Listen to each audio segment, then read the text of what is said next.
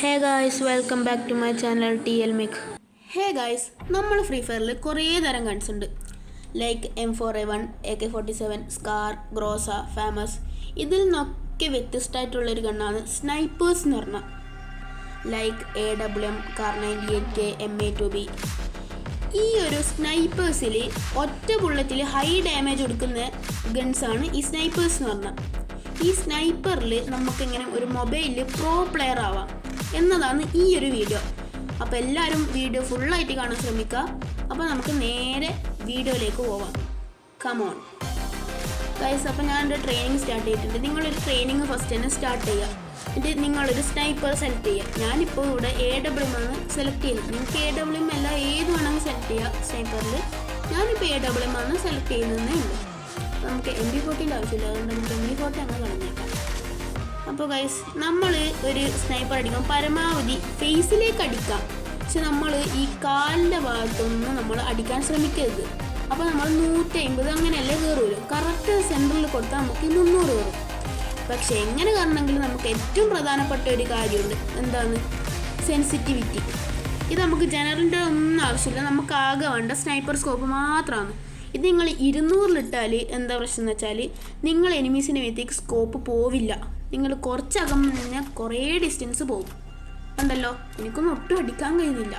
ഇനി ഇതിനെ പേടിച്ചിട്ടോ നിങ്ങൾ ഫുൾ കുറച്ച് 0-ലിട്ടാലോ നിങ്ങളുടെ സ്കോപ്പാണെങ്കിൽ എനിമീസിൻ്റെ അടുത്ത് എത്തൂല.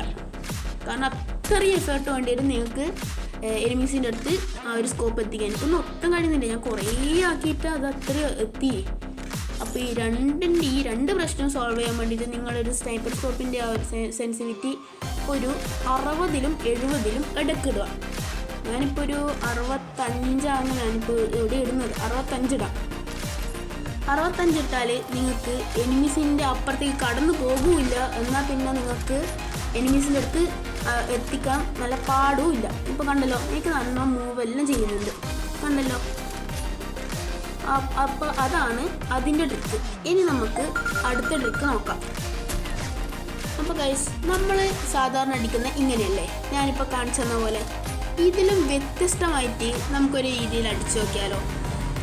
അതിന് വേണ്ടിയിട്ട് നിങ്ങൾ ഫസ്റ്റ് നിങ്ങൾ സെറ്റിങ്സ് പോയിട്ട് quick weapon switch button on ആക്കണം. അത് നിങ്ങൾ സെറ്റിങ്സ് പോവുക, കൺട്രോൾസിൽ പോവുക. അപ്പോൾ അവിടെ തന്നെ ഉണ്ടാവും ക്വിക്ക് വെപ്പൺ സ്വിച്ച് ബട്ടൺ. അത് നിങ്ങൾ ഓൺ ആക്കിയിട്ട് നിങ്ങൾക്ക് നിങ്ങളെ കൺട്രോൾസ് പോയിട്ട് ഇഷ്ടമുള്ള സ്ഥലത്ത് വെക്കാം. നിങ്ങളത് ഫയർ ചെയ്ത പാടെ നിങ്ങൾ സ്വിച്ച് ചെയ്യാം. കണ്ടല്ലോ, അപ്പം നിങ്ങൾക്ക് അടുത്ത ബുള്ളറ്റ് നിങ്ങൾക്ക് വന്നെങ്കിൽ വേഗത്തിൽ തന്നെ അടിക്കാൻ പറ്റും. അതാണ് ഈ ഒരു ബട്ടണിൻ്റെ ഉപയോഗം. ഇത് നിങ്ങൾക്ക് ഡബിൾ സ്നൈപ്പറിലാണ് ശരിക്കും ഉപയോഗപ്പെടുക. ഞാനത് അടുത്ത ഒരു സ്റ്റെപ്പിൽ കാണിച്ചു തരുന്നതാണ്. പക്ഷേ ഇതിലും നല്ലൊരു ട്രിക്ക് ഉണ്ട്. അതെന്താണെന്ന് വെച്ചാൽ നിങ്ങൾ അടിച്ച പാടെ റീലോഡ് ചെയ്യാം. അതാണ് അടുത്ത സ്റ്റെപ്പ്. ഓക്കെ, അത് ഞാൻ കാണിച്ചു തരാം. ഇതാക്കോ അത് ഞാൻ മറ്റേ ഒരിക്കലും കൂടി കാണിച്ചു തരാം. അടിച്ചവിടെ സ്വിച്ച് ചെയ്യാം. ഓക്കെ, ഇനിയാണ് ഞാൻ അടുത്ത് കാണിക്കാൻ പോകുന്നത്. അടിച്ചപാടെ നിങ്ങൾ റീലോഡ് ചെയ്യാം.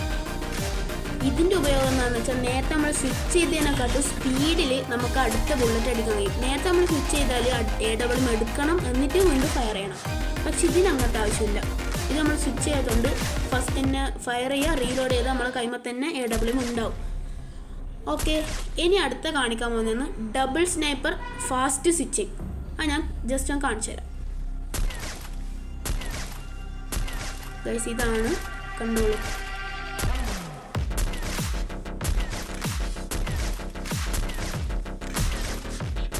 ഗൈസ്, ഇതാണ് double sniper fast switching.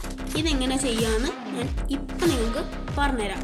Okay guys, അപ്പോൾ നിങ്ങൾ ഫസ്റ്റ് തന്നെ 2 AWM എടുക്കുക.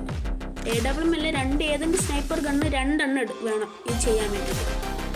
എന്നിട്ട് നിങ്ങൾക്ക് എനിമീസിൻ്റെ ഡയറക്റ്റ് കൊള്ളും എന്നുള്ളൊരു സ്ഥലത്ത് നിങ്ങൾക്ക് എവിടെന്നാലും കൊള്ളും, എന്നാലും നിങ്ങൾ ജസ്റ്റ് ഒന്ന് നോക്കുക. എന്നിട്ട് നിങ്ങൾ ഇതിൻ്റെ ട്യൂട്ടോറിയൽ എന്നത് fire button, switch button and scope ഇങ്ങനെയാണ് ചെയ്യേണ്ടത്.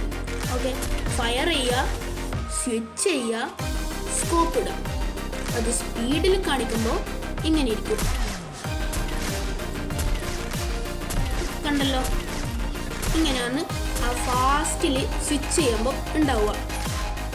ഉണ്ടല്ലോ, ജസ്റ്റ് ഒന്ന് കാണിക്കാൻ കഴിയുമെന്ന് നോക്കാം.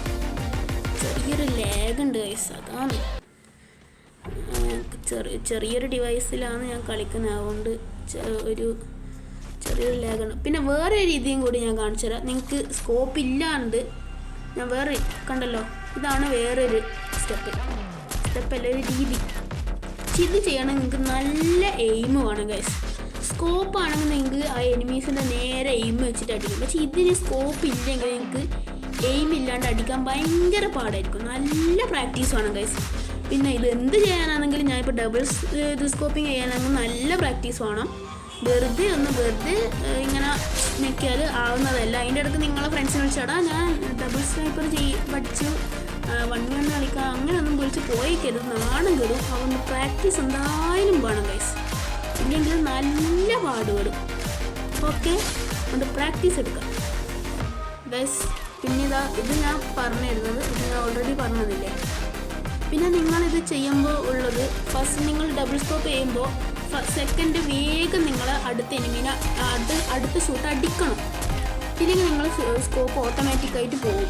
അത് എൻ്റെ സെറ്റിങ്സിൻ്റെ പ്രശ്നമാണോ അതോ ഇനി വേറെന്തെങ്കിലും പ്രശ്നമാണോ എന്നറിയില്ല, അത് ഞാൻ സെറ്റിങ്സ് നോക്കണം.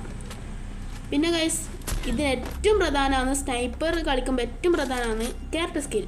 ഇനി നമുക്ക് അത് നോക്കാം ഗൈസ്. ക്യാരക്ടർ സ്കില്ലായിട്ട് നമ്മൾ ഫസ്റ്റ് നെഗറ്റീവ് ക്യാരക്ടർ ആയിട്ട് വെക്കുന്നത് നമ്മൾ സ്കൈലറിനെയാണ്. സ്കൈലർ അല്ലെങ്കിൽ നിങ്ങൾക്ക് ഈ ഐറിസിനെയും വെക്കാം, നിങ്ങളിഷ്ടം. സ്കൈലർ നമ്മളെ ഗ്ലൂ പൊട്ടിക്കാൻ സഹായിക്കും. സെക്കൻഡ് ആയിട്ട് ഇടുന്നതാണ് നമ്മൾ റാഫീലിൻ്റെ ഉപയോഗം എന്ന് വെച്ചാൽ, നമ്മളിപ്പോൾ ഏതെങ്കിലും ഒരു സ്നൈപ്പർ എടുത്താലും നമുക്ക് ഓട്ടോമാറ്റിക്കായിട്ട് അതിന് സൈലൻസർ കിട്ടും.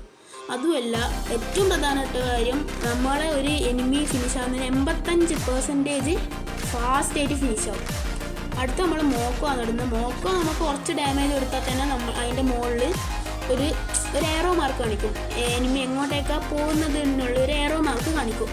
ലാസ്റ്റ് ആൻഡ് ഫൈനലായിട്ട് നമ്മൾ ഇടാൻ പോകുന്ന ക്യാരക്ടറാണ് മാരോൻ്റെ ഉപയോഗം എന്താണെന്ന് വെച്ചാൽ, ഡിസ്റ്റൻസ് കൂടുന്നതിന് ഡാമേജും കൂടും. നമ്മളിപ്പോൾ അടുത്ത് നടിക്കുമ്പോൾ 150 അങ്ങനെയല്ലേ, നമ്മൾ ഡിസ്റ്റൻസ് കൂടുന്നതിന് 163 167 ഇങ്ങനെ കൂടിക്കൊണ്ടിരിക്കും. അതാണ് അതിൻ്റെ ഒരു പ്രധാനപ്പെട്ട കാര്യം. അപ്പോൾ ഗൈസ്, നെക്സ്റ്റ് വീഡിയോ കാണാം. ഇതാണ്